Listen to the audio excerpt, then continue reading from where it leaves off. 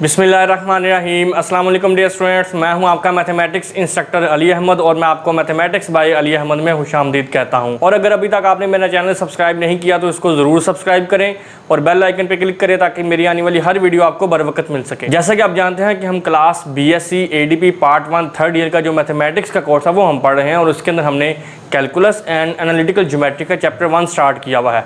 आज हम exercise 1.3 start करेंगे। इसमें हमारे पास जो टॉपिक है वो है कंटिन्यूटी ऑफ अ फंक्शन। अब ये जो कंटिन्यूटी ऑफ अ फंक्शन है ये हम इंटरमीडिएट में डिटेल से पढ़ चुके हैं और अगर आप वो अपना लेक्चर देखना चाहते हैं तो उसका लिंक मैं डिस्क्रिप्शन में दे देता हूँ। सबसे पहले हम यहाँ पे कंटिन्यूटी की डेफिनेशन डिस्कस करेंगे, फिर हम क्वेश्चन की तरफ मूव करेंगे। लेट्स सपोज अगर मैं यहाँ पे कहूँ कि x is equal to c पे अगर आप इस फंक्शन की f(x) कोई फंक्शन है इसकी कंटिन्यूटी चेक करना चाहते हैं और ये देखना चाहते हैं कि क्या x is equal to c पे ये फंक्शन कंटिन्यूस है या नहीं, तो उसकी क्या कंडीशन थी। सबसे पहले ये कि वो फंक्शन जिसकी आप कंटिन्यूटी चेक करना चाह रहे हैं वो c पे डिफाइंड होना चाहिए। f(c) इज़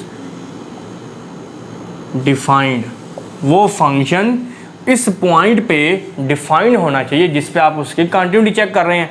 और दूसरे नंबर पे कंडीशन क्या थी, limit exist at x is equal to c, और उस पॉइंट पे लिमिट एग्जिस्ट करनी चाहिए। और आप ये जानते हैं लिमिट कब एग्जिस्ट करती है, जब लेफ्ट हैंड लिमिट का आंसर राइट हैंड लिमिट के इक्वल आए। That is limit x approaches to c minus f(x) equals to limit x approaches to c plus f(x). तो ये हमारे पास कंटिन्यूटी की डेफिनेशन है। इसी डेफिनेशन को यूज़ करते हुए हम इस एक्सरसाइज में डिफरेंट फंक्शंस की कंटिन्यूटी चेक करेंगे और ये देखेंगे क्या ये फंक्शन कंटिन्यूस है या डिसकंटिन्यूस है। तो सबसे पहले अगर मैं देखूं यहाँ पे जो क्वेश्चन नंबर 1 है इसमें हमारे पास एक फंक्शन गिवन है which is modulus of x minus 3 at x is equal to 3। हमने इस मॉडुलस फंक्शन की x इज इक्वल टू 3 पे कंटिन्यूटी चेक करनी है। तो आइए स्टार्ट करते हैं। सबसे पहले आपने क्या करना है, इस फंक्शन में डायरेक्ट वो पॉइंट पुट करना है और ये देखना है कि क्या उस पॉइंट पे फंक्शन डिफाइंड है, जो पहली हमने कंडीशन यहाँ पे देखी थी। ठीक है जी, तो यहाँ पे आप ये पुट कर दें क्योंकि हम इसकी कंटिन्यूटी 3 पे चेक कर रहे हैं। 3 माइनस 3 तो ये कैंसिल हो जाएगा और आंसर हमारे पास क्या आ गया, 0।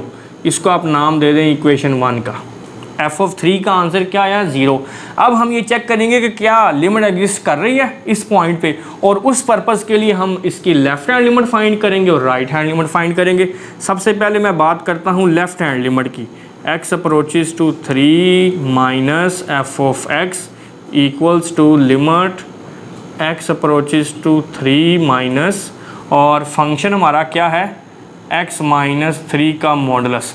अब यहाँ पे हम डायरेक्ट लिमिट नहीं पुट कर सकते, पहले हम मॉडुलस को सॉल्व करेंगे फिर हम लिमिट पुट करेंगे। चूँकि लिमिट हमारी है x अप्रोचेस टू 3 और ऊपर है नेगेटिव, मतलब लेफ्ट हैंड लिमिट है, और लेफ्ट हैंड लिमिट का मतलब ये है कि हम 3 को फ्रॉम लेफ़्ट साइड अप्रोच कर रहे हैं। और आप ये जानते हैं 3 के लेफ़्ट साइड पे 3 से छोटे नंबर्स होते हैं, 3 से लेस वैल्यूज़ होती हैं। तो अब आप इस मॉडुलस में 3 से छोटी कोई भी एक वैल्यू पुट करके देखें। फॉर एग्जांपल मैं 2 पुट कर देता हूँ, 1 भी पुट कर सकते हैं, कोई भी वैल्यू। फॉर एग्जांपल अगर मैं 2 पुट करूँ तो 2 माइनस 3 आंसर आएगा -1, मतलब मॉडुलस के अंदर नेगेटिव आंसर आ रहा है। तो सिमिलरली आप 3 से छोटी कोई भी वैल्यू इसमें पुट करके देखें तो हमेशा आंसर नेगेटिव आएगा।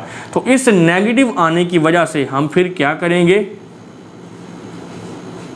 मॉडुलस को ख़त्म कर देंगे और बाहर नेगेटिव का साइन लगा देंगे। और नेगेटिव साइन लगाने की रीज़न क्या है, क्योंकि अंदर 3 से छोटी तमाम वैल्यूज़ पे हमारे पास आंसर क्या आ रहा है, नेगेटिव। अब आप इसमें लिमिट पुट कर दें, पुट हमने 3 ही करना है, बाहर माइनस पड़ा हुआ है, 3 माइनस 3 ये कैंसिल, आंसर इज 0। इसको आप नाम दे दें इक्वेशन नंबर 2। अब हम नेक्स्ट बात करते हैं राइट हैंड लिमिट की। Limit x approaches to 3 plus f(x) equals to limit x approaches to 3 plus, और फंक्शन हमारा क्या है, मॉडुलस ऑफ x माइनस 3।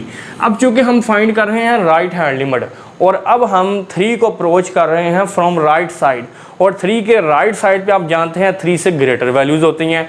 अब इस मॉडुलस में आप 3 से ग्रेटर कोई भी वैल्यू पुट कर दें। फॉर एग्जांपल मैं 4 अगर पुट करूं तो 4 - 3 आंसर इज़ 1।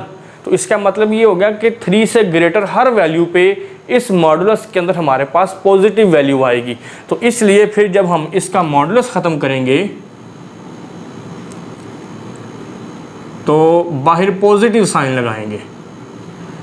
इस पर आप गौर करें, इसके फर्स्ट केस में हमने क्या किया था, चूँकि मॉडुलस के अंदर नेगेटिव आंसर बन रहा था तो हमने मोड को ख़त्म करके बाहर नेगेटिव साइन लगाया। लेकिन राइट हैंड लिमिट वाले केस में अंदर पॉजिटिव आंसर आ रहा है 3 से ग्रेटर वैल्यूज़ पे, तो हमने सिर्फ मॉडुलस ख़त्म किया है, बाहर नेगेटिव साइन नहीं लगाया। ये बात फॉलो कर रहे हैं? अच्छा जी, अब हम इसमें लिमिट पुट कर देते हैं। पुट हमने 3 ही करना है, 3 - 3 = 0। ये इक्वेशन 3 है। तो अब आप यहाँ पे देख सकते हैं तीनों इक्वेशन में हमारे पास आंसर सेम आया है। So we can say that f(3) जो आपकी इक्वेशन 1 है उसका आंसर, लेफ्ट हैंड लिमिट का आंसर और राइट हैंड लिमिट का आंसर चूँकि इक्वल आए हैं, सो f(x) is continuous function at x = 3। तो इसका मतलब ये हो गया कि जिस पॉइंट पे हमने ये देखा था कि फंक्शन डिफाइंड है वो वाली वैल्यू और लेफ्ट हैंड और राइट हैंड लिमिट की वैल्यू, ये तीनों वैल्यूज़ अगर हमारी इक्वल आएंगी तो देन हम ये कहेंगे कि फंक्शन जो हमारा कंटिन्यूस है, अदरवाइज फंक्शन डिसकंटिन्यूस होगा। अगर इन तीनों में से कोई एक वैल्यू भी डिफरेंट आ गई तो हम फिर ये कहेंगे the given function is discontinuous. ठीक हो गया? तो मैं उम्मीद करता हूँ कि पहला क्वेश्चन आपने अच्छे तरीके से अंडरस्टैंड कर लिया होगा। नेक्स्ट अब हम इसका क्वेश्चन नंबर 2 सॉल्व करते हैं। क्वेश्चन नंबर 2 को करने से पहले एक चीज़ आप ज़रा गौर से समझ लें। अगर आपके पास कोई पीसवाइज फंक्शन आ जाए या कोई मॉडुलस वाला फंक्शन आ जाए, इन दो तरह के फंक्शंस को सॉल्व करने के लिए, इन दोनों की कंटिन्यूटी चेक करने के लिए आपको लेफ़्ट हैंड और राइट हैंड लिमिट फाइंड करनी ज़रूरी है। अगर आपके पास इस तरह का फंक्शन आ जाए, क्वेश्चन नंबर 2 में हमारे पास कंडीशन है =3 और नॉट =3, मतलब यहाँ पे हमने 3 पे इसकी कंटिन्यूटी चेक करनी है। तो ऐसे फंक्शंस के लिए आपको लेफ़्ट हैंड या राइट हैंड लिमिट फाइंड करने की ज़रूरत नहीं है। यहाँ पे सिंपली आप पहले फंक्शन में डायरेक्ट वो पॉइंट पुट करें जिस पे आपने कंटिन्यूटी चेक करनी है और फिर उसकी लिमिट फाइंड कर लें। तो यहाँ पे हमारे पास ये सहूलत है कि आप लेफ़्ट हैंड या राइट हैंड के चक्कर में पढ़ने की बजाय डायरेक्ट लिमिट फाइंड कर सकते हैं। ठीक है जी? तो यहाँ पर सबसे पहले मैं फंक्शन में वो पॉइंट पुट करता हूँ जिस पर मैंने कंटिन्यूटी चेक करनी है, f(3) और =3 पे फंक्शन की वैल्यू क्या है, 0।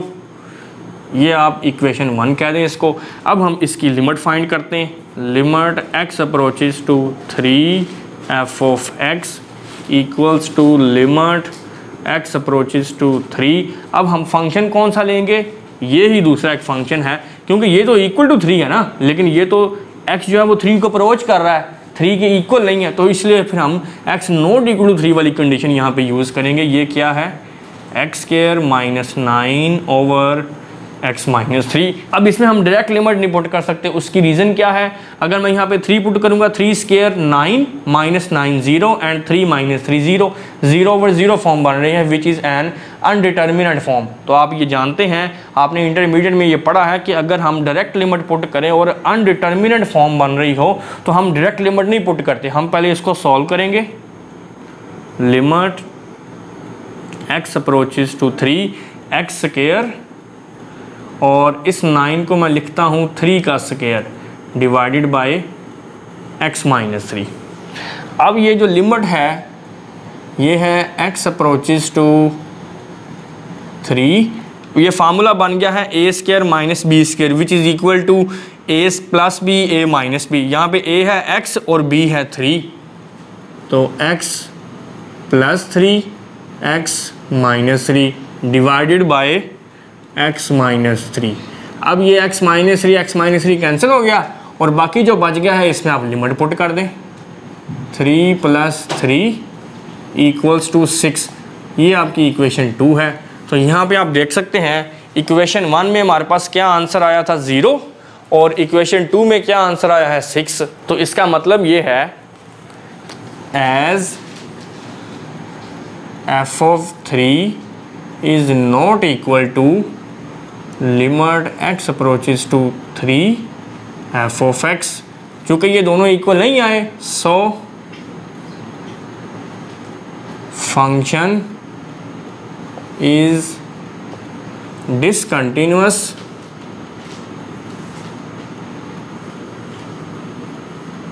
at x is equal to 3। यहाँ तक बात क्लियर हो गई।